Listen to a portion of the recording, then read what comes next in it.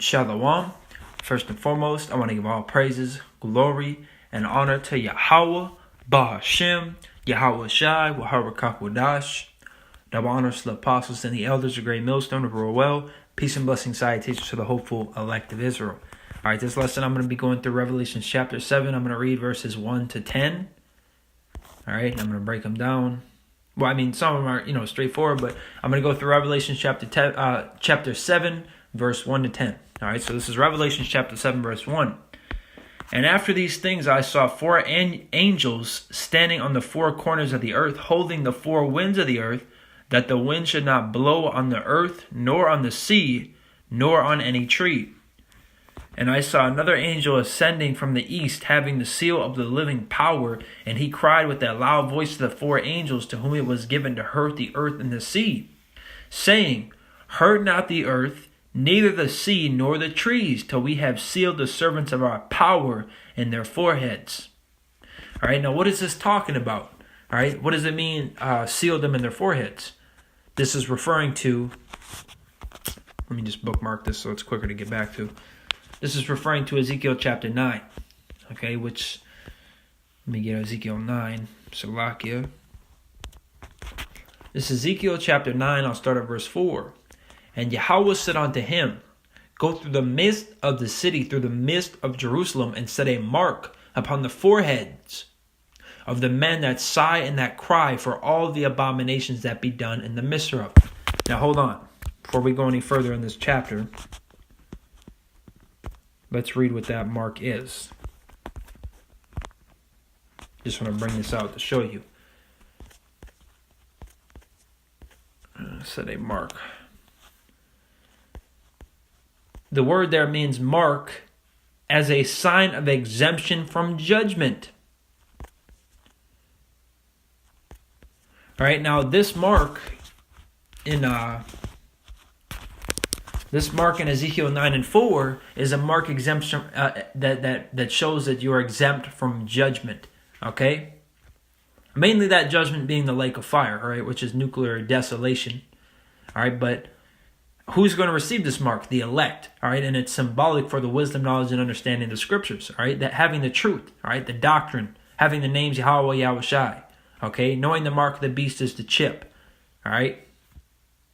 Having the doctrine of Yahweh, Yahweh Shai.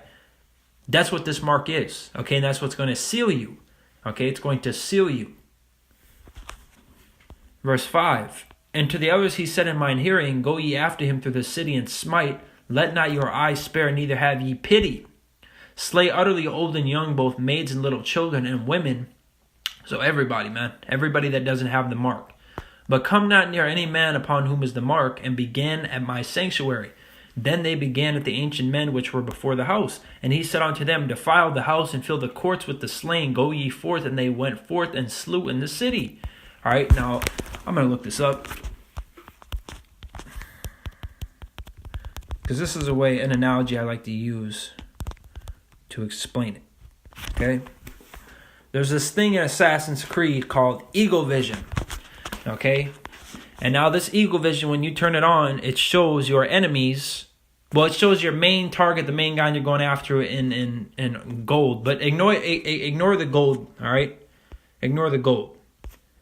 Because the gold is the guy that's the leader guy, all right? But we're going to ignore that, all right? Let me see if I can find a different picture, maybe.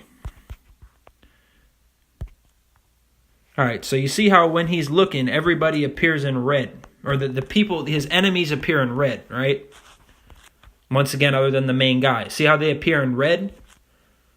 But then if you notice in this game, everybody else is just there. They don't appear in red. Now, the way I like to think of it is everybody that does not have that mark is going to look like that. All right, they're basically in the spirit. They're all marked with red, meaning you're able to kill them. They're your enemies. Whereas everybody else would just look like that, like in the crowd, and they just to avoid them. They wouldn't be marked for death. Okay. Really, I mean, this is just an analogy that I could think of right away. So really, I guess another way you could think of it is the men that are marked in green they're people that are exempt from judgment. The people that are red, they're marked for death. Okay, because if you know, usually green is the color that goes with success. Like if you pass, they'll be in green. You know, like the test. You know, and the people in red, it'll be an F. It'll be a fail. All right. So everybody that is in red is able to be killed. All right, which is everybody that does not have the mark. Okay, I don't want to overcomplicate it. You know, just so you can understand, because when you play that game, you can use eagle vision. You can see who you're supposed to kill because they're in red. They're your enemies. They're marked. All right, not the good mark, but the bad one. The mark. Basically, and another thing is these people that would be marked in red. These people that would be that wouldn't have the mark exempt from judgment. The people that would have the physical mark would be marked in red. All right, the people that got the RFID chip, they'd be marked for death. All right, so I just you know, when I heard that scripture, it had me think of this. You know, maybe like an angel is like the assassin. He can see that these people are all in red, but this person over here, he's not in red. He's considered a civilian because in this game, you're not supposed to kill civilians. If you kill civilians, you basically have to start over. Okay, so he's not supposed to kill the civilian, but everybody else around him that's in red, he can kill, and he should, and he's supposed to kill. All right, if that makes more sense. So, Laki, if that, you know, if I lost you there, all right, Yahweh Ba'Shem, I was willing that it made sense, even to a slight extent. All right, verse. Well, actually, I read all this, but yeah. So, like it said, let me read this one more time. Ezekiel 9:4, and Yahweh said unto him, go through the midst of the city, through the midst of Jerusalem, and set a mark upon the foreheads of the men that sigh and that cry for all the abominations that be done in the midst of. All right, and that mark is exempt from judgment. So everybody that doesn't have that mark, just imagine everybody's in red. Everybody has like a red glow to them. These people, the angels are going to set a mark on them, and it's going to take that red glow away, and they're not marked as enemies. They're not marked as people that you're supposed to kill. So you don't kill them, you know? I mean, that's just, you know, something I thought of through the Spirit. Just wanted to bring it out. But, yeah, so a lot of people are marked in red, man. A lot of people are going to be killed and put to death, all right? And this scripture right here, actually, because like it says right there, of the men that sigh and that cry for all the abominations that be done in the midst thereof, that's linking up to 2 Peter's 2. This is 2 Peter's chapter 2. I'll start at verse 5. And spare not the old world, but save Noah, the eighth person, a preacher of righteousness, bring in the flood upon the world of the ungodly.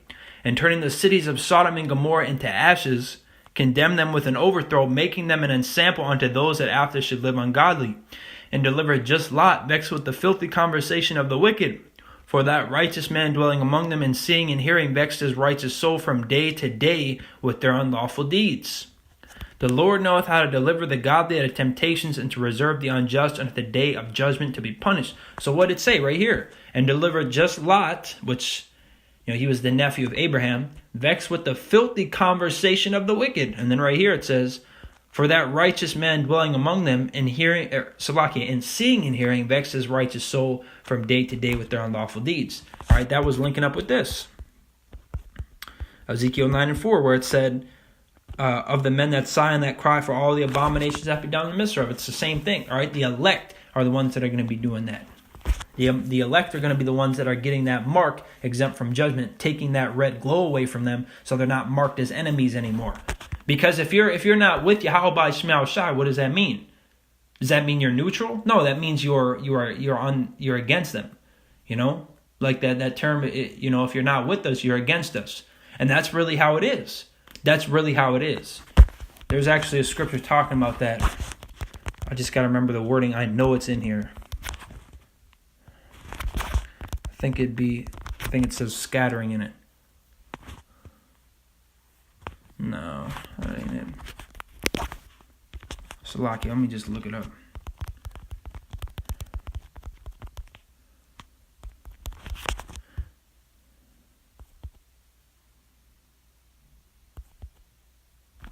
Okay, that works. Yahweh Shemel Shai willing, this is the scripture I'm looking for. Say Matthew 12:30, is that what it said? Yeah, here we go. The Wadi Yahweh Shemel Shai. This is Matthew chapter 12, verse 30. He that is not with me is against me, and he that gathereth not with me scattereth abroad. All right, so if you're not on Yahweh, Yahweh Shai's side, then you're against them. All right, you're going to have that red glow around you, and the angels are going to know to kill you, man. All right, you're going to be on the hit list. You're going to get whacked. All right, whatever way Yahweh sets it up. But I don't think you don't want to have that red glow around you, man. You know? You want to be one of those guys that they know not to kill. Because there's a lot. Most of the world is in that red glow, man. The elect are the ones that have the red glow taken away. And they're the ones that the angels aren't going to kill, man. I think we can get back to Revelation 7. Yep. Verse 4, and I heard the number of them which were sealed, and there were sealed 144,000 of all the tribes of the children of Israel. All right, so that's 12,000 from each tribe. And then it goes on a list of tribes. Of the tribe of Judah were sealed 12,000. Of the tribe of Reuben were sealed 12,000. Of the tribe of Gad were sealed 12,000. Of the tribe of Asher were sealed 12,000. Of the tribe of Naphtali were sealed 12,000. Of the tribe of Manasseh were sealed 12,000. Of the tribe of Simeon were sealed 12,000. Of the tribe of Levi were sealed 12,000. Of the tribe of Issachar were sealed 12,000. Of the tribe of Zebulun were sealed 12,000. Of the tribe of Joseph were sealed 12,000. Now, a lot of you'll see the sign, you'll say, well, what is Joseph? Joseph is Ephraim, okay, because Jacob, he had a son named Joseph, which came out of Rachel. That was Rachel's first son, which Rachel was his most beloved wife, or his beloved wife. And, he loved Rachel a lot. So his son, was named Joseph. All right, I think his name is Yahweh-Sop.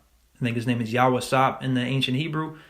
And Joseph, he had two sons. He had in Egypt, he had two sons. He had first he had Manasseh, and then he had Ephraim. All right, but Ephraim's the one that got the birthright. I'm pretty sure because that's what Yahweh wanted.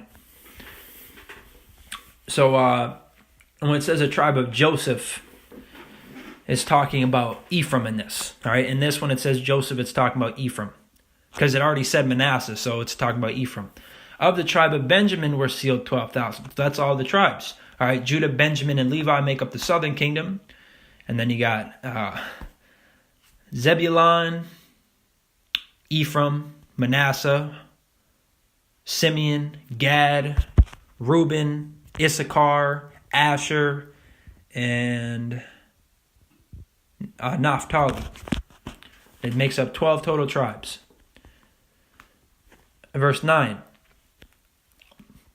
After this I beheld, and lo. So just before I get on to that, this is all Israelites, right? And now people are like, yeah, that's Israelites. Now verse 9 is where they think it's everybody else. Well, let's see.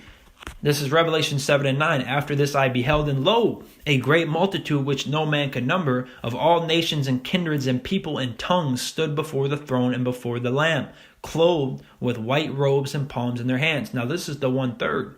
All right, because this was the 144,000. This is the 1/3. Verse 10, and cried with a loud voice, saying, salvation to our power, which sitteth upon the throne, and unto the Lamb. We know the Lamb is Yahweh Shai. All right, Yahweh Shai HaMashiach. All right, now let's go to Revelation chapter 5. This is Revelation chapter 5, verse 9. And they sung a new song, saying, thou art worthy to take the book and to open the seals thereof. For thou wast slain and hast redeemed us to Yahweh by thy blood out of every kindred and tongue and people and nation, because we were scattered. All right, because we were scattered. And there's not some, there's a lot. I'd say a lot of Israelites, or a good amount that even look like heathen nations. Okay, because this is not a color thing. It's important to understand color so you know who the Israelites are and who they, what they look like before, to know that they're not the Edomites from the tribe of Amalek that live in the land of Israel today. That's primarily who those people are.